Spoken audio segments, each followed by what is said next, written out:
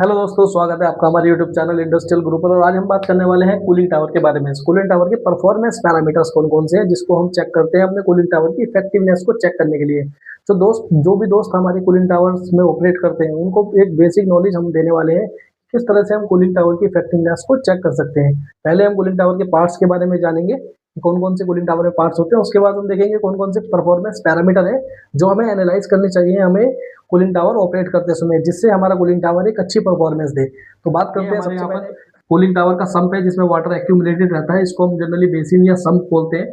उसके बाद हमारे पास एक वाटर लाइन है। सपोज यहाँ पे हमारा जो ये कूलिंग टावर है इसका पर्पस क्या है? इसका पर्पस है किसी दूसरे सपोज हो सकता है कंडेंसर हो, उसकी हीट को लेके आना।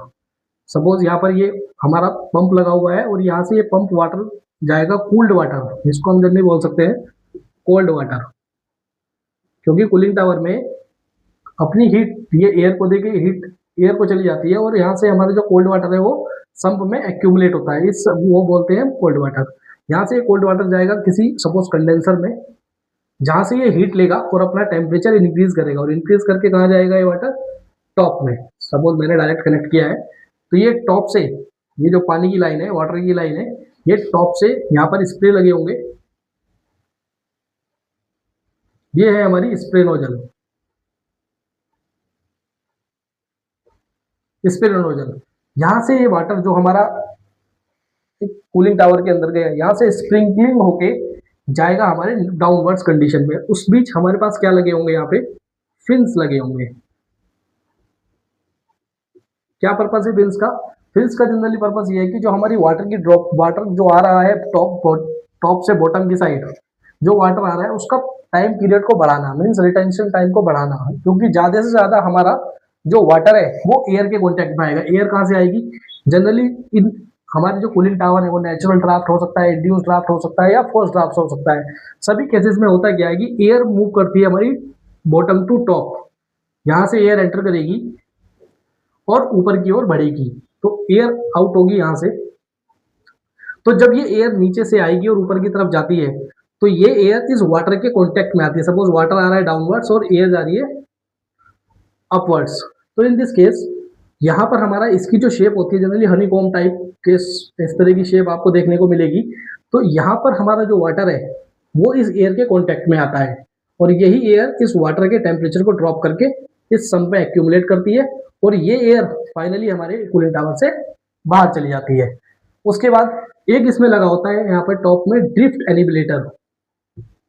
ड्रिफ्ट एलिमिनेटर, इसका क्या काम होता है? ड्रिफ्ट एलिमिनेटर का जनरली ड्रिफ्ट एलिमिनेटर का पर्पस ये होता है कि जब हमारी ये हॉट एयर यहाँ से अपनी हीट गेन करने के बाद जब ये एयर ऊपर की तरफ बढ़ती है तो कुछ पोर्शन वाटर ड्रॉपलेट्स या वाटर मॉइस्चर का भी इस एयर के साथ ऊपर की ओर जाता है, उसको वापस हम ले किसकी हेल्प से जाने नहीं देते? Drift eliminator. ड्रिफ्ट एलिमिनेटर का पर्पस यही होता है जो भी वाटर ड्रॉपलेट्स या वाटर मॉइस्चर एयर के साथ प्रेजेंट है वो बाहर ना जाए। ड्रिफ्ट एलिमिनेटर, इससे हमारा क्या हो? वाटर लॉसेस बचते हैं। वाटर लॉसेस अगर होंगे तो ज्यादा वाटर हमें मेकअप करना होगा अपने कूलिंग टावर में, तो लॉसेस को कम करने के लिए हम ड्रिफ्ट एलिमिनेटर लगाते हैं। तो अगर ये सब हमारे कूलिंग टावर के जनरल पर्पस पार्ट्स होते हैं, तो अगर हम इसके पैरामीटर्स की बात करें तो सपोज हम मान लेते हैं कि ये जो टैंक सम्प है इसका पानी का टेम्परेचर इसमें कितना है? इस वाटर का टेम्परेचर है suppose 28 degree Celsius. 28 degree Celsius इसका वाटर टेम्परेचर है और इस वाटर का टीडीएस जो है, टीडीएस है 1500 पीपीएम। ठीक है। और इनलेट वाटर जो अपनी हीट गेन करने के बाद जो वाटर आ रहा है उसका टेम्परेचर है 35 डिग्री सेल्सियस। उस वाटर का टेम्परेचर है जो अपनी कंडेंसर से हीट लेके आ रहा है कूलिंग टावर का पानी, उसका जो टेम्परेचर है वो 35 डिग्री सेल्सियस है। और वेट बल्ब टेम्परेचर उस time, wet bulb temperature suppose 20 degree Celsius है, तो 20 डिग्री सेल्सियस हमारा वेट बल्ब टेम्परेचर है और इनलेट वाटर जो है हमारे कूलिंग टावर का वो 35 डिग्री सेल्सियस है। और हमारा जो सम्प का टेम्परेचर है वो 28 डिग्री सेल्सियस है। सो अब हम और क्या देखेंगे कि टीडीएस हमने देख लिया। यहाँ पर जो इवेपोरेशन हो रहा है, जो इवेपोरेशन हो रहा है ये इवेपोरेशन 3% है। सपोज हमने मान लिया 3% है, और क्योंकि यहाँ पे ड्रिफ्ट एलिमिनेटर लगा हुआ है तो ड्रिफ्ट लॉस हमारा ऑलमोस्ट नील है, तो हम मान के चलते हैं ड्रिफ्ट लॉस हमारा नील है। ओके, वेट बल्ब टेम्परेचर क्या है। सबसे पहले हम यही बात करते हैं कि वेट बल्ब टेम्परेचर क्या है। तो वेट बल्ब टेम्परेचर वो टेम्परेचर है, मिनिमम टेम्परेचर है जो ये कूलिंग टावर अचीव कर सकता है अपनी परफॉर्मेंस के दौरान। मीन्स कि ये सब जो वाटर है, ये जो वाटर है कितना ज़्यादा से ज़्यादा ठंडा हो सकता है इस कूलिंग टावर में। इस कूलिंग टावर में ये पानी जो है ज़्यादा से ज़्यादा कितना डिग्री तक डाउन हो सकता है, टेम्परेचर ड्रॉप कर सकता है। तो वो है हमारा वेट बल्ब टेम्परेचर के बराबर। जितना भी वेट बल्ब टेम्परेचर होगा वो मिनिमम टेम्परेचर कूलिंग टावर अपना अचीव कर सकता है। तो वो मिनिमम टेम्परेचर जो कूलिंग टावर अचीव कर सकता है वही टेम्परेचर हमारा कौन सा होता है, वेट बल्ब टेम्परेचर। और अगर हम ड्राई बल्ब टेम्परेचर की बात करें तो जो हमारा एटमॉस्फेरिक टेम्परेचर होता है, जो भी एटमॉस्फेरिक टेम्परेचर होता है उसी को हम बोलते हैं ड्राई बल्ब टेम्परेचर। तो हमेशा वेट बल्ब टेम्परेचर जो है हमारा ड्राई बल्ब टेम्परेचर से कम ही होता है। और ये डिपेंड करता है ह्यूमिडिटी कितना है हमारे एटमॉस्फेयर में, ह्यूमिडिटी पे डिपेंड करता है कि वेट बल्ब टेम्परेचर। तो वेट बल्ब टेम्परेचर हमारा 20 डिग्री सी है। सबसे पहले बात करते हैं रेंज की। तो रेंज कैसे कैलकुलेट करते हैं हम, तो जो अब ये भी देखते हैं कि वाटर जो सर्कुलेट हो रहा है इसका फ्लो रेट कितना है, कितने फ्लो रेट से। सपोज मैंने मान लिया 10,000 मीटर क्यूब पर आवर्स का ये पंप है जो सर्कुलेट करा रहा है पानी को। इसका फ्लो है 10,000 metre cube per hour, sorry 1,000 metre cube per hour. और टेम्परेचर है 35 डिग्री सेल्सियस। रेंज होता है हमारा वाटर जो हीट गेन करने के बाद वाटर इन हो रहा है कूलिंग टावर में, means 35 degree temperature water in minus water out. तो वाटर इन कितना है हमारा 35 डिग्री सेल्सियस और आउट कितना है हमारा यहाँ से 28। तो अगर हम देखेंगे तो हमारा रेंज कितना आ गया 7 डिग्री सेल्सियस। तो रेंज है इस कूलिंग टावर की 7 डिग्री सेल्सियस। तो सेकंड पैरामीटर जो एनालाइज करते हैं हम, अप्रोच। तो अप्रोच क्या होता है, अप्रोच होता है हमारा difference between water out minus wet bulb temperature. Means ये जो पानी है वाटर आउट हो रहा है कूलिंग टावर से जिसका टेम्परेचर है 28 degree Celsius minus 28 degree minus हमारा वेट बल्ब टेम्परेचर कितना है, वेट बल्ब है हमारा 20। तो ये हो गया 8 डिग्री सेल्सियस। मीन्स हमारा जो अप्रोच है वो 8 है। अप्रोच मीन्स अप्रोच कर रहा है टूवर्ड्स वेट बल्ब टेम्परेचर। तो 8 डिग्री सेल्सियस हमको क्या बता रहा है कि ये डिफरेंस है, इतना हम और डाउन कर सकते हैं इस कूलिंग टावर के वाटर को। लेकिन उतना वाटर अगेन हमें इफिशियंसी और कॉस्ट भी देखना है। तो 8 डिग्री डाउन करना है तो 8 डिग्री डाउन करने के लिए हमें ज़्यादा ही कुछ एक्सटर्नल सोर्स लगाने होंगे। मीन्स एयर का फ्लो बढ़ाना होगा इस कंडीशंस में जिससे कि 8 डिग्री और हम ड्रॉप कर सकें। और इस 8 डिग्री ड्रॉप ना होने के मल्टीपल रीजंस हो सकते हैं। जैसे हो सकता है कि हमारा जो ये फिन्स है, जो फिन्स लगे हुए हैं या सरफेस जो हीट ट्रांसफर कर रहे हैं यहाँ पे, ये चौक कंडीशन में हो। ये अगर चौक होंगे तो वो प्रॉपर वाटर हमारा और एयर प्रॉपर टाइम्स में कॉन्टैक्ट में नहीं आएंगे, जिससे हमारा होगा क्या कि प्रॉपर हीट ट्रांसफर ना होने से हमारा टेम्परेचर ड्रॉप नहीं होगा। दूसरा हो सकता है जो नोजल्स लगी हो वो चौक हो, वो स्प्रिंकलिंग ना हो रही हो। स्प्रिंकलिंग नहीं होंगी तो एक ही लोकेशन पे अगर पानी सारा गिरेगा तो वो डायरेक्ट पानी सम्प में कलेक्ट होगा और अपना भी हीट ट्रांसफर नहीं होगी एयर के साथ। तो वो भी हमें देखना होता है कि ये जो पैरामीटर्स है सम्प के अंदर वो सब हमें देखने होते हैं कि ट्यूब्स क्लीन है हमारी, सम्प हमारा प्रॉपर क्लीन है, हम टीडीएस प्रॉपर मेंटेन कर रहे हैं इसके अंदर वाटर के अंदर, और फिन्स भी प्रॉपर चौक नहीं है, क्लीन है। तो अप्रोच हमारा 8 डिग्री सेल्सियस है। थर्ड अगर हम बात करें इफेक्टिवनेस की, अगर हम इफेक्टिवनेस की बात करें तो इफेक्टिवनेस क्या कैसे निकालते हैं हम, range upon range plus approach. तो रेंज क्या है हमारा 7 और अप्रोच कितना है 8 प्लस 7, तो कितना आ गया 7/15। तो कैलकुलेटर से यूज करते हैं 7/15 इंटू 100 मीन्स 46.6%। इंटू में 100 कर देंगे परसेंटेज में लाएंगे तो यह आ जाएगा 46.67%। मतलब हमारी जो कूलिंग टावर है इसकी इफिशियंसी कितनी आ रही है 46.67% इसकी इफेक्टिवनेस आ रही है। जनरली हमारी जो होना चाहिए स्टैंडर्डली एटलीस्ट 65 to 70% हमारा कूलिंग टावर की इफेक्टिवनेस होनी चाहिए। तो अब हम इसके लिए चेक कर सकते हैं कि हमारी नोजल्स प्रॉपर है या नहीं, फिर चौक तो नहीं है, सम्प का टीडीएस प्रॉपर मेंटेन कर रहे हैं हम, और क्लीनिंग है या नहीं थर्म के अंदर। तो ये इसको पूरा चेक करना होगा आपको, तो जिससे हमारी इफेक्टिवनेस जो है 65 to 70 आ जाए।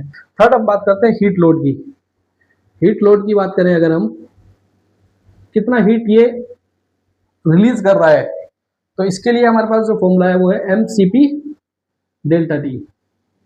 एम है हमारा, यहाँ पर एम क्या है हमारा, फ्लो रेट, जिस फ्लो रेट से ये पंप वाटर को सर्कुलेट कर रहा है कूलिंग टावर के अंदर, तो वो कितना है हमारा 10,000।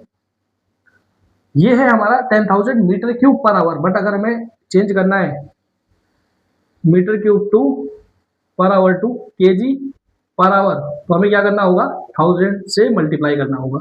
तो यहाँ पे ऑलरेडी 1000 हमारा मीटर क्यूब फ्लो रेट है, और केजी में करने के लिए फर्दर 1000 से मल्टीप्लाई करना होगा। और हमें पता है specifically that constant pressure of water is 1, and delta T का मतलब है दिस इज टेम्परेचर जो इन हो रहा है कूलिंग टावर में और जो आउट हो रहा है उसका डिफरेंस, मीन्स वाटर आउट या water in minus water out, यहाँ भी लिख सकते हैं water in minus water out.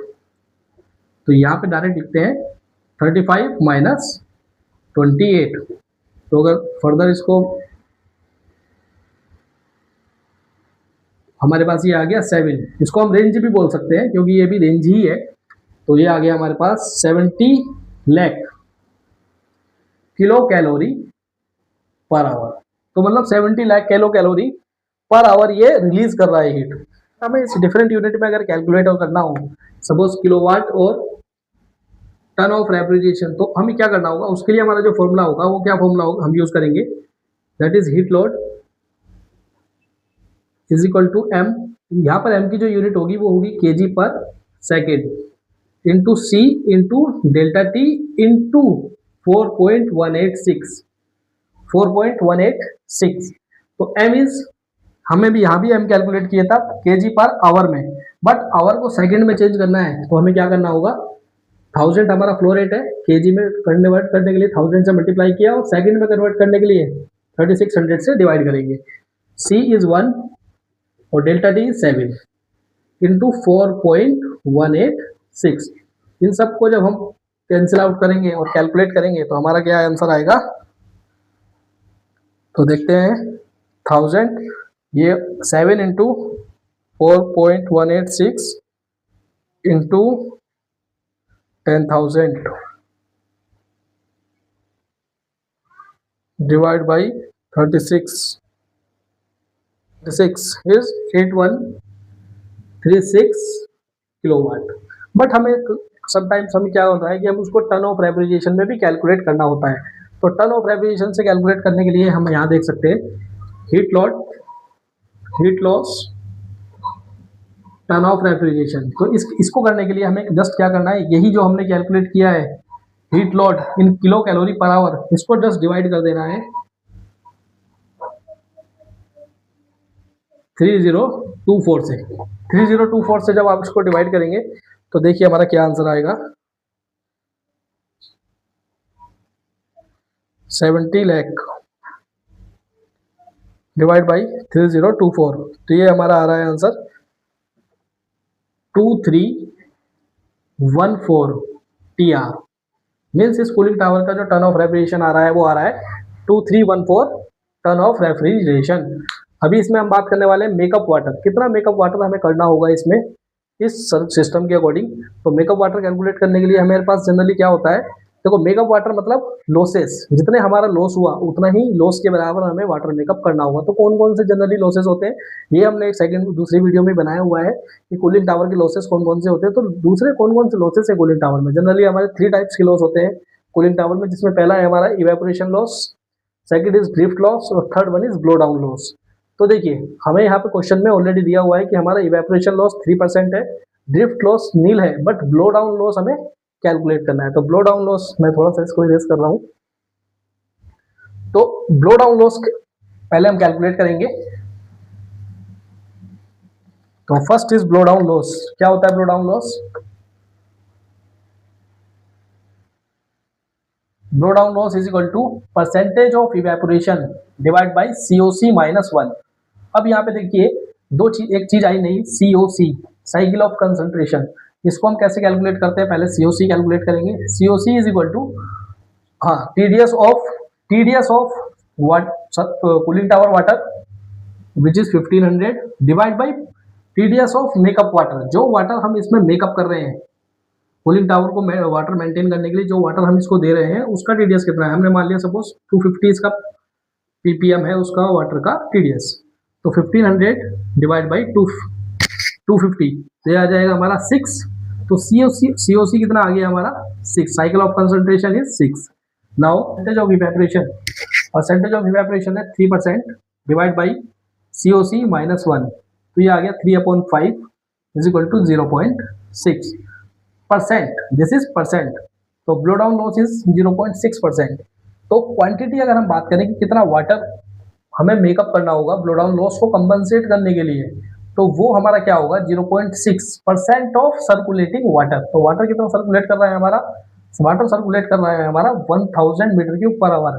तो 1000 इंटू 0.6 और डिवाइड बाई परसेंटेज को हटाएंगे तो डिवाइड बाई 100, तो 100 से 100 multiply 6, 0.6 into 10 is 6 meter cube per hour हमें वाटर मेकअप करना होगा फ्लो डाउन को कंपनसेट करने के लिए। बट अगर हमें टोटल मेकअप वाटर कैलकुलेट करना है तो makeup water is equal to होगा drift loss plus evaporation loss plus blow down loss. तो हमने ब्लो डाउन लॉस की क्वांटिटी पता कर ली, ड्रिफ्ट लॉस हमारा नील दिया हुआ है। इवेपोरेशन लॉस की अगर हम बात करें तो इवेपोरेशन लॉस दिया हुआ है 3% ऑफ सर्कुलेटिंग वाटर। तो अगर हम इसकी भी क्वांटिटी बात करें तो इवेपोरेशन लॉस और ब्रैकेट में क्वांटिटी इन मीटर क्यूब कितना वाटर 3% ऑफ 1000 और परसेंटेज हटाया है तो डिवाइड बाई 100, 10 से 10 ये आ गया 30 मीटर क्यूब पर आवर। तो मेकअप वाटर कितना हो जाएगा हमारा, मेकअप वाटर की क्वांटिटी होगी drift loss is 0 plus evaporation loss is 6 meter cube 30 meter cube और ब्लो डाउन लॉस इज 6, तो टोटल 36 मीटर क्यूब वाटर हमें पर आवर इसमें मेकअप करना होगा इस वाटर को बैलेंस करने के लिए, इस सम्प में जो वाटर है मेंटेन करने के लिए। तो आपने देखा कि कूलिंग टावर की ओवरऑल इफेक्टिवनेस हम किस तरह से कैलकुलेट करते हैं, कौन कौन से पैरामीटर्स हमने डिस्कस किए, जैसे रेंज हमने डिस्कस किया, अप्रोच किया, इफेक्टिवनेस किया, हीट लोड किया, मेकअप वाटर किया, ब्लो डाउन का लॉसेस किया, सीओसी किया। तो ये सब पैरामीटर्स हम एक कूलिंग टावर में मेजर करते हैं जिससे कि जो हमारा कूलिंग टावर है वो एक इफेक्टिव वे में काम करे। तो होप आपको ये वीडियो